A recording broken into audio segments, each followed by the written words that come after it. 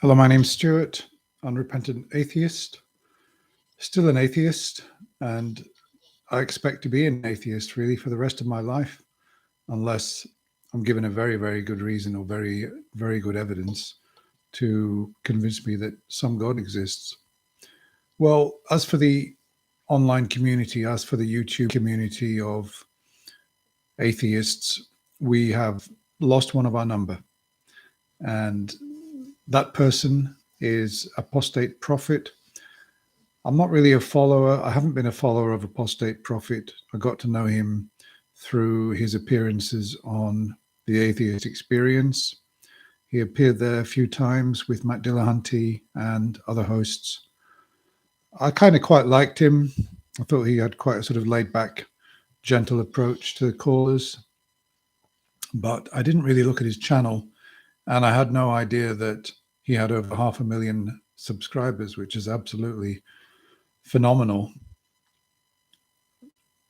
I got to know, in fact, only today, that Apostate Prophet has converted to Christianity. So I understand that he's of Turkish origin and that he was a Muslim. He deconverted. He became an atheist. He spent 10 years as an atheist, and recently he's converted to Christianity. So I want to talk about that, and this is all about my sort of reaction to that news.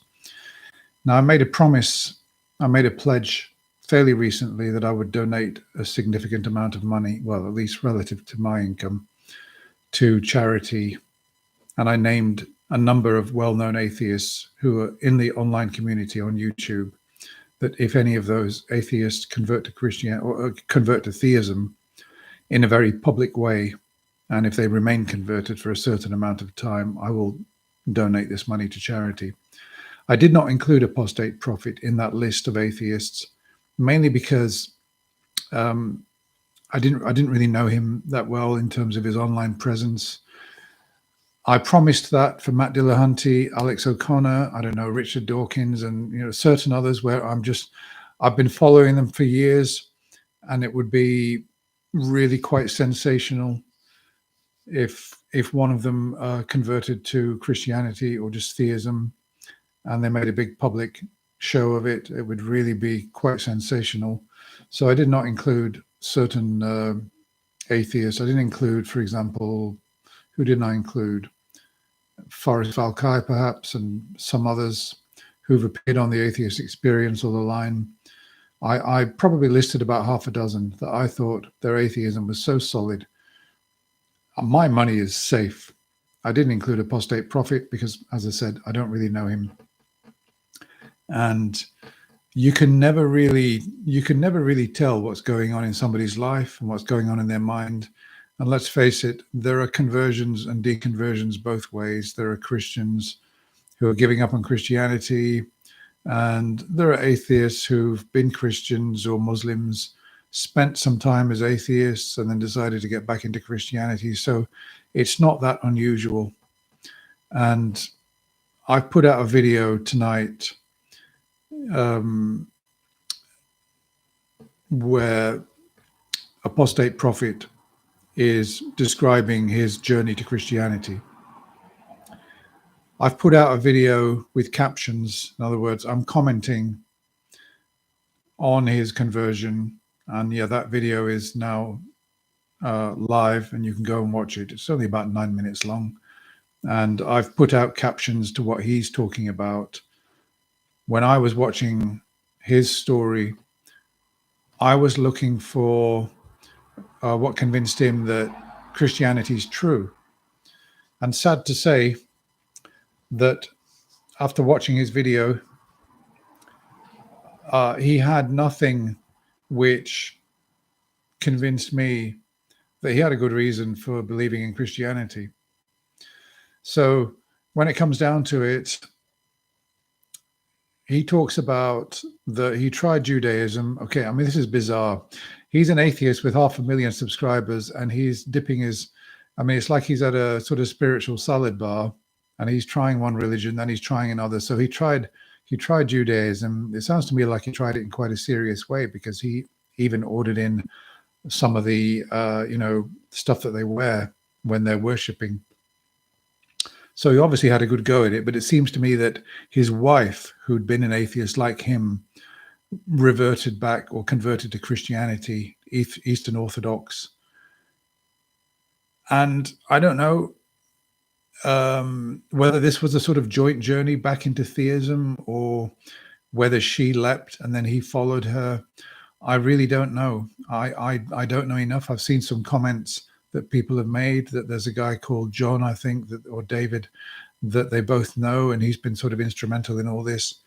I also know that Apostate Prophet has been out to the Holy Lands, and I saw a video where he was, I don't know, standing outside the walls of Jerusalem where Jesus is supposed to have been dragged, or he's supposed to have hauled the cross. And he very affected by actually being there, and that he was very moved by, I think he said that he could feel something. And I looked at him at that time, this was several months ago, and I thought, this is kind of bizarre. This is kind of strange. I wonder whether he might, convert. Maybe that's why I didn't say anything about Apostate Prophet, because I'd seen that video, and I realized there was a possibility that he might convert to Christianity. Yeah, so he said in his video that he tried Judaism, but it didn't really work for him, in the sense that he didn't feel anything. He didn't really feel like that it was working. And then he decided to start praying to Jesus. And that's when things started happening for him. Okay. What happened for him? Well, he said that praying sort of changed his life. He liked doing it. He went with his wife to church, to Eastern Orthodox church, a church that he could never see himself joining.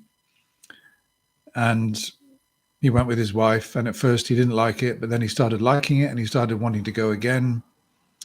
And then he spoke to the priest there, and the priest gave him some advice about, the fact that he'd been an atheist and he still maybe had some doubts. And he gave him some advice.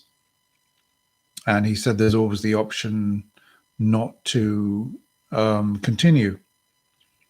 But he gave him he dubbed him, I can't remember what the word was, but it means that Apostate Prophet is a student on the road to Christianity. But it sounds to me like Apostate Prophet is not actually, based on his words, it's not just that he's a student on the road to Christianity, but that he's actually arrived. He didn't in so many words say that he accepts that Jesus Christ is his savior. That's the only thing. He said that he prays. He said he goes to services. He said he really gets a lot out of praying. He loves praying, apparently, and it's made a big difference to his life. He's a much more positive person, and it's helped him. He concedes that atheists can still have, atheists work for some people, that we're all different. Atheism works for some people. Theism, Christianity, Islam works for other people. I would take sort of issue with that, in the sense that, we're all different, but, there's only one truth out there. And by that, what I mean is either there is a God or there isn't a God.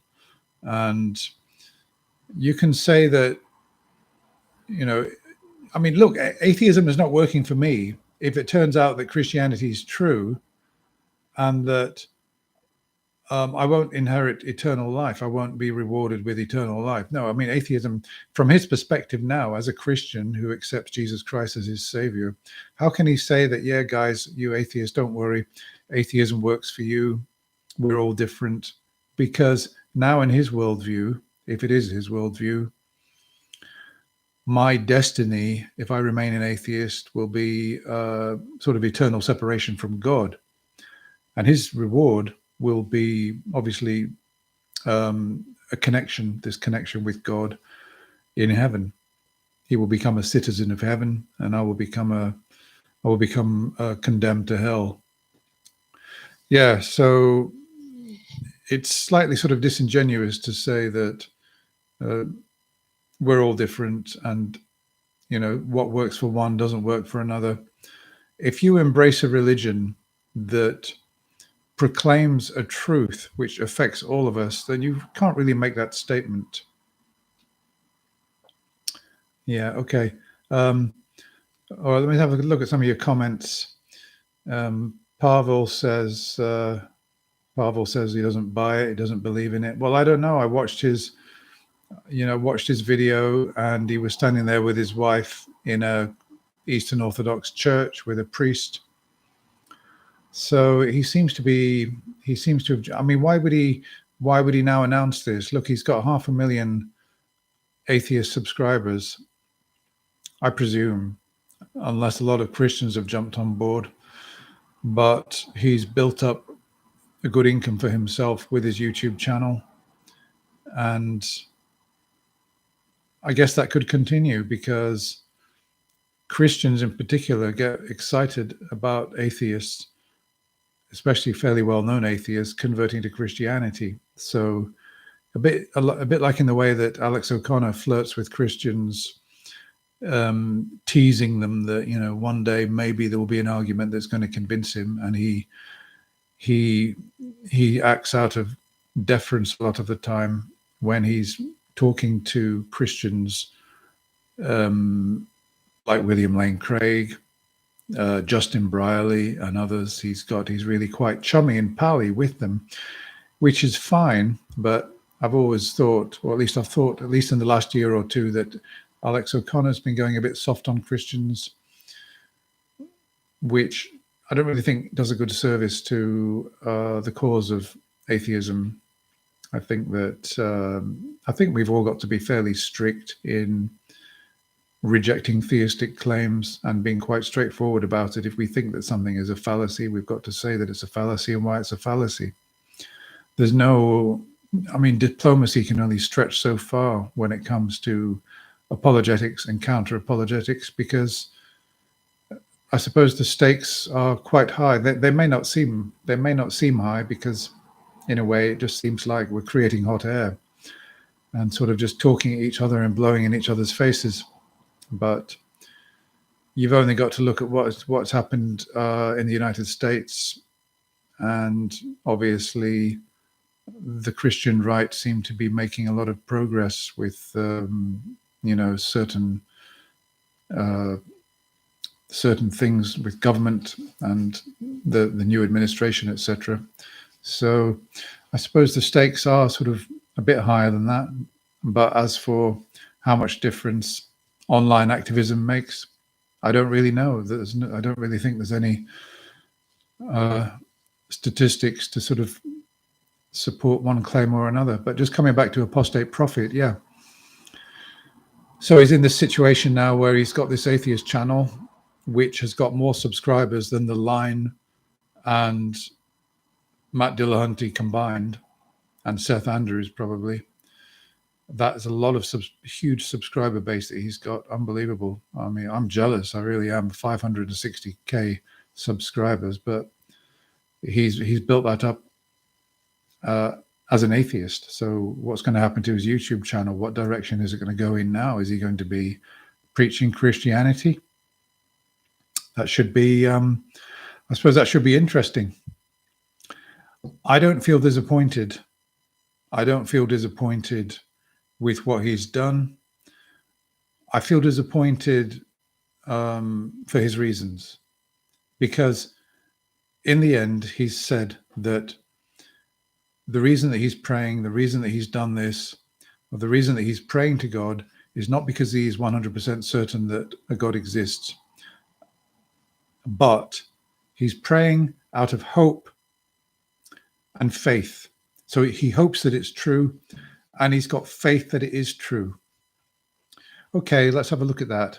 So he's got faith. What is faith? Faith is belief in something when we don't have sufficient evidence to confirm the truth of it. Okay? Now, a lot of people, probably myself and a lot of other atheists, would say that faith is not a good enough reason to devote your life to a religion. That if you haven't got good reasons to the extent that you need to have this faith,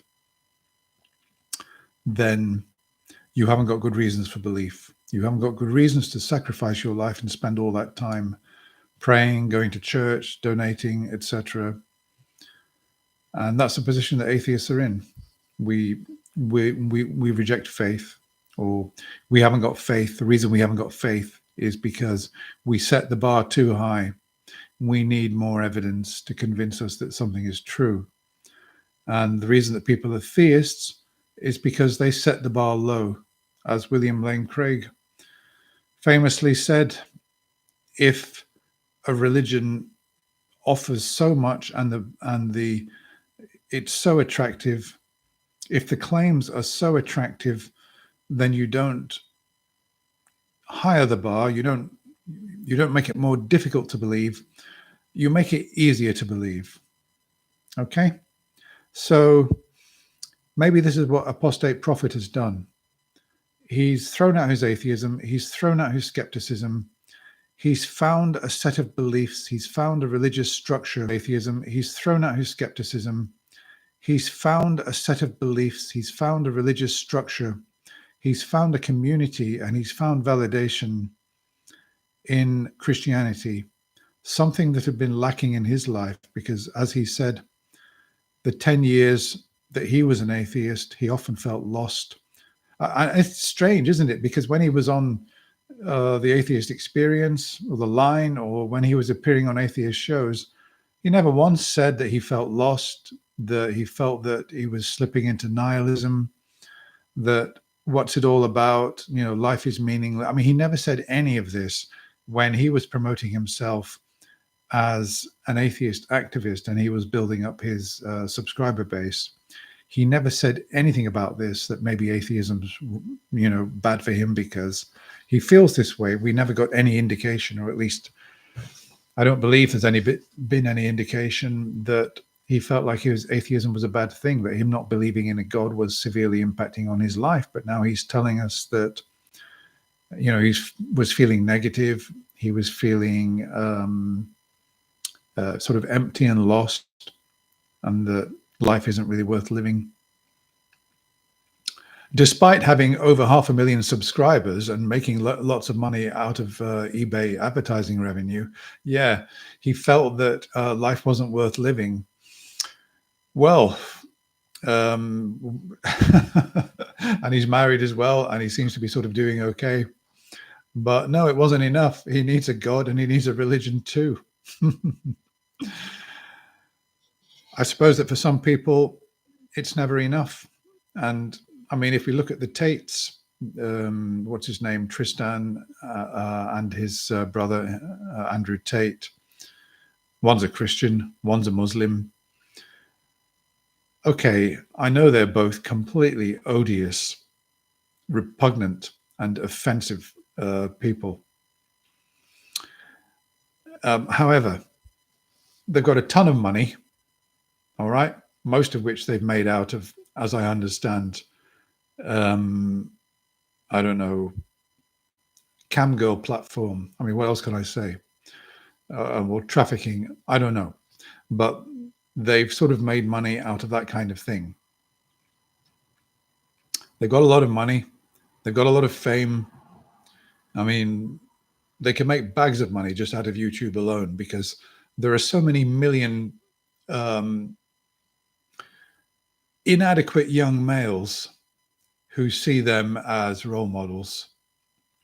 Inadequate, unintelligent young males, misogynistic trash, that see the Tates as role models. And they'll always have millions of them to click on their videos and watch their rubbish content and watch their advertising. Okay, so you'd think they had everything, but they've got to have their religion as well. This is the thing. And Apostate Prophet, it looks like he had a lot.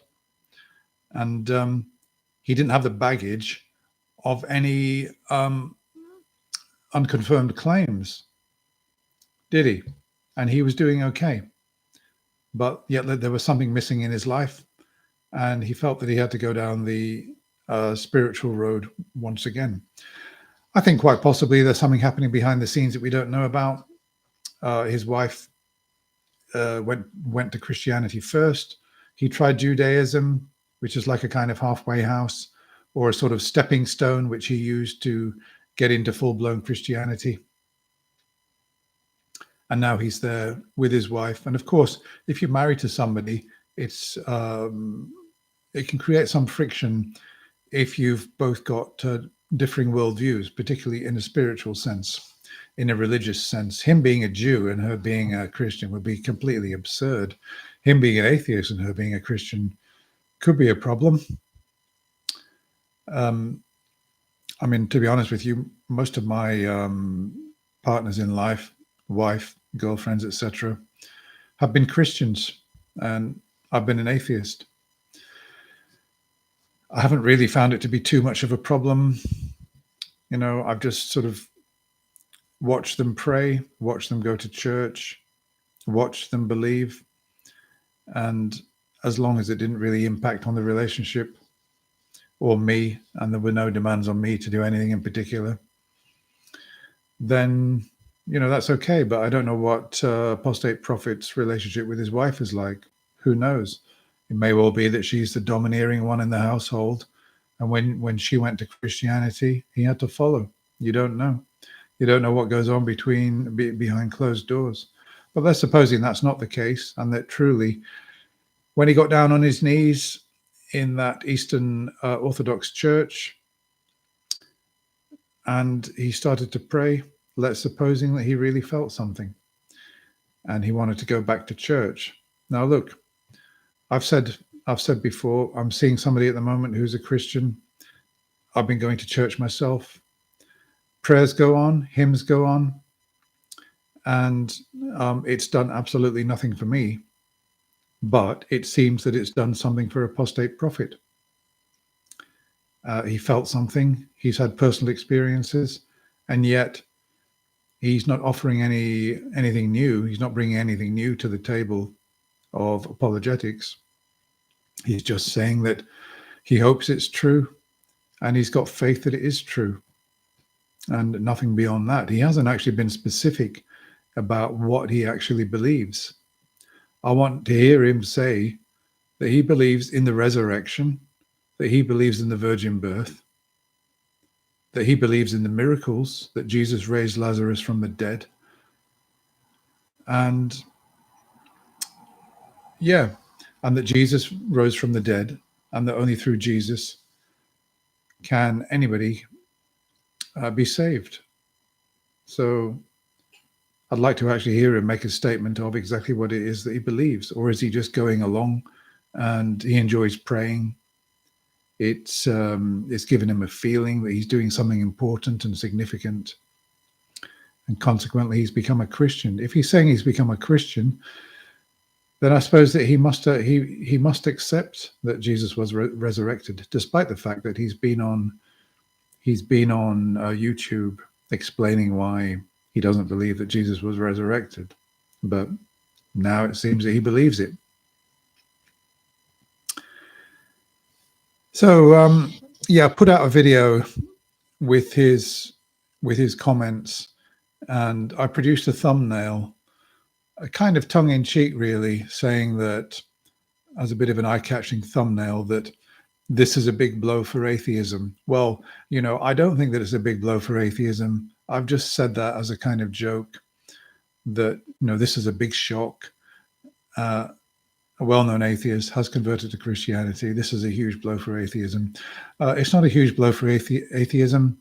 And even if Richard Dawkins himself, author of The God Delusion, and even if, I don't know, who else is there, Neil deGrasse Tyson and all these well-known atheists, Matt Dillahunty, even if the whole lot of them, Alex O'Connor, if they all had a news conference, sat in front of the world's press and said, yep, we think there's a God now, the whole lot of us have converted, and we've signed up to Christianity, and we've signed a statement saying the resurrection happened, I would just laugh my head off. I really would. It wouldn't make any difference to my atheism, because until I've seen convincing evidence, then I'll stick with where I am, which is just basically being an unbeliever.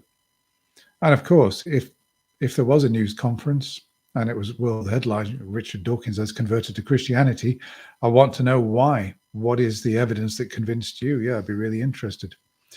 Okay, let's have a look at some of you. I'm not going to let this go on too long because it's swallowing up my data, and I'm on a limited data plan. I've only got 80 gigabytes, and I've got through 35 gigabytes in just 10 days, which is a bit worrying. So I'm going to have to kind of ease off on uploading and doing these live streams.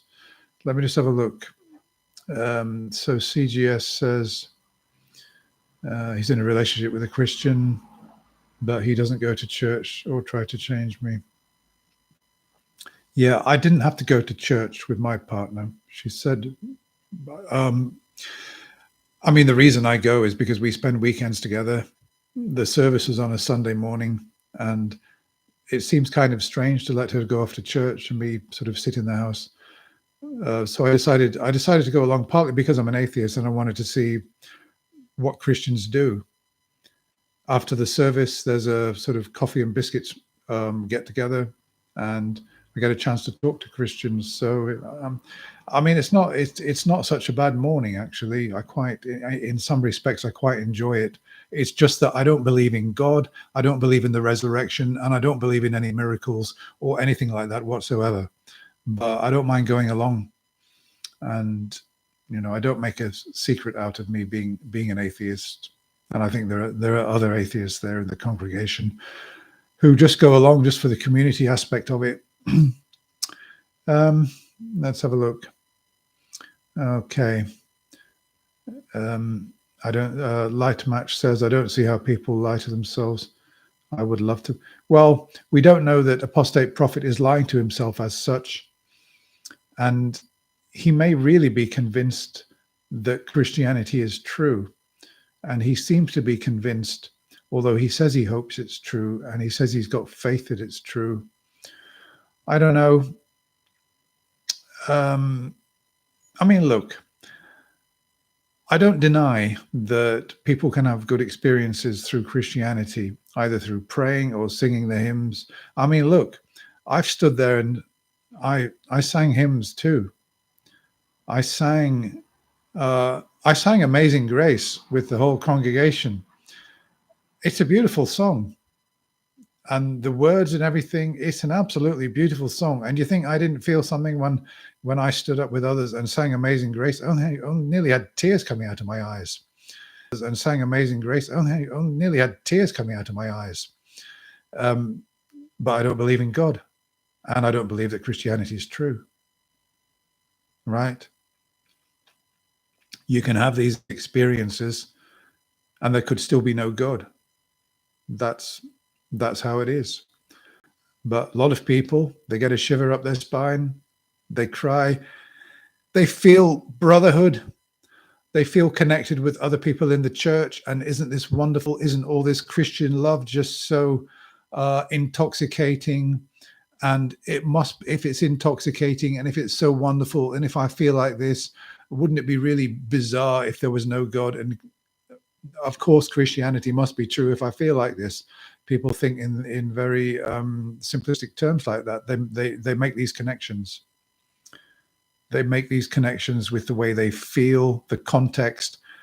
But that's how religion is designed, and that's why they sing hymns, and that's why they use the most powerful hymns, because it makes people feel, it makes people believe. And the thing is, it didn't make me believe. It made me feel, but it didn't make me believe. Okay, what else are you saying in the comments? Okay, right, yeah. So what else to say about this? Let me think. Apostate Prophet. Yeah, it'll be interesting to see what he does with his channel now that he's come out and said that he's a Christian. I'll be watching his channel and seeing what he does. Whether I haven't really, if he's got to 561,000 subscribers, he must have done a heck of a lot of material in the past. But I just wonder what he's going to do with his channel now. I mean, he's calling himself an apostate, is somebody who's left a religion, right? So I suppose he can still call himself an apostate because he left Islam. Yeah, so he's an apostate to Islam, but it's not really accurate in the sense that by using the word apostate, he is advertising himself in a way as a non-believer. One would expect him to be a non-believer, but now he's in another religion and he's a believer and he's a theist. So I'll be interested to see whether he changes his name. Okay, I'm going to have to sign off now. Thank you very much for tuning in. And I don't know if anybody wants to make any last comment before I go. It's 12:30 here in the UK. I suppose I better get to bed. I better, I mean, just to say one final thing, really, to say one final thing. I would probably, a lot of people would probably be better off in a community. Certain people would be better off in a community, in a religious community, right? I've seen that religious communities offer a lot of support. You get more sort of, should we say, love bombing or warmth from these communities than you would if you went to another type of community. For example, if we compare a Christian community with, should we say, a running club, okay? I do a fun run every Saturday morning, okay? 5K fun run. It's like a club. You go there, you get smiles. Hello, you know, let's see if we can beat our personal bests. And we run around. I shuffle around and I do my 5,000 meters. And then we congratulate each other. We try and give each other support, and the stragglers get support from those who are leading, and all that kind of thing. And that's all very nice and everything. And I've experienced that. But the kind of warmth you get from a religious community is of a different type. It's far more sort of open and sort of intense.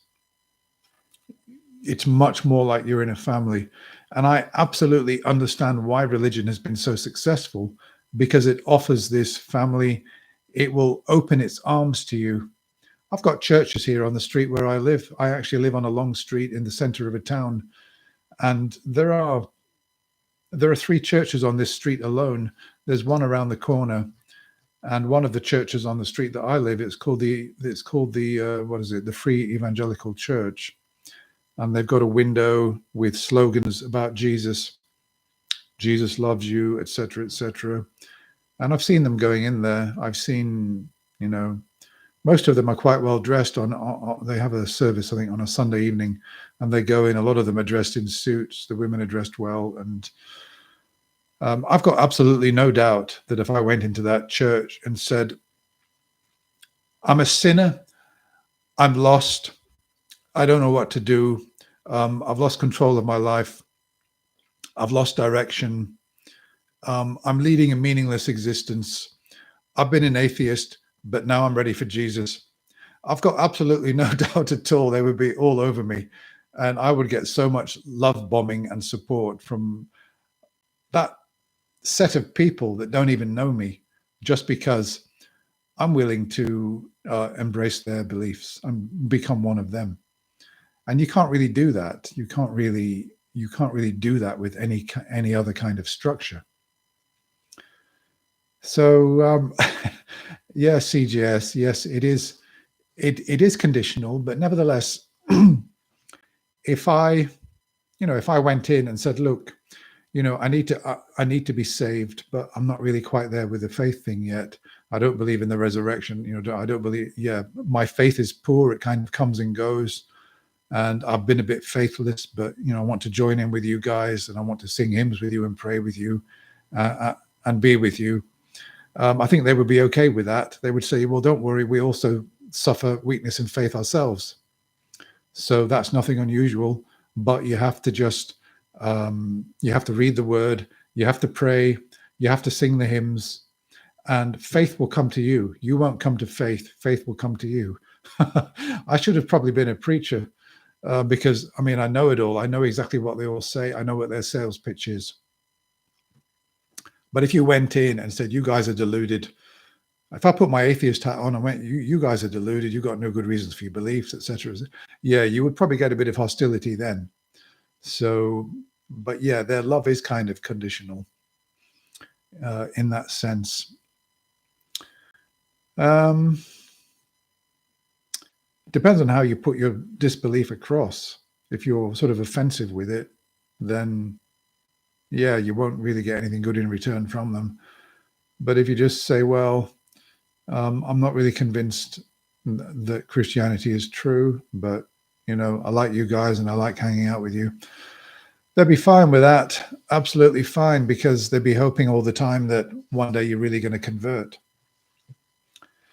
So yeah, and it will kind of tickle their ego if they could take in a heathen, a non-believer, and gradually get you over, get you into the club full time.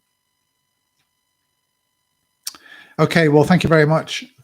I'm going to end this video now, and all the best to you, and all the best to Apostate Prophet as well. I've got absolutely nothing against him whatsoever. I'm disappointed that he didn't give better reasons for why he converted, but he's got to make his own decisions. And if he feels that Christianity is the best way forward for him, then, you know, good luck to him. And I'll be watching what he does on his channel and what he's going to say next. Okay, so good night and bye for now.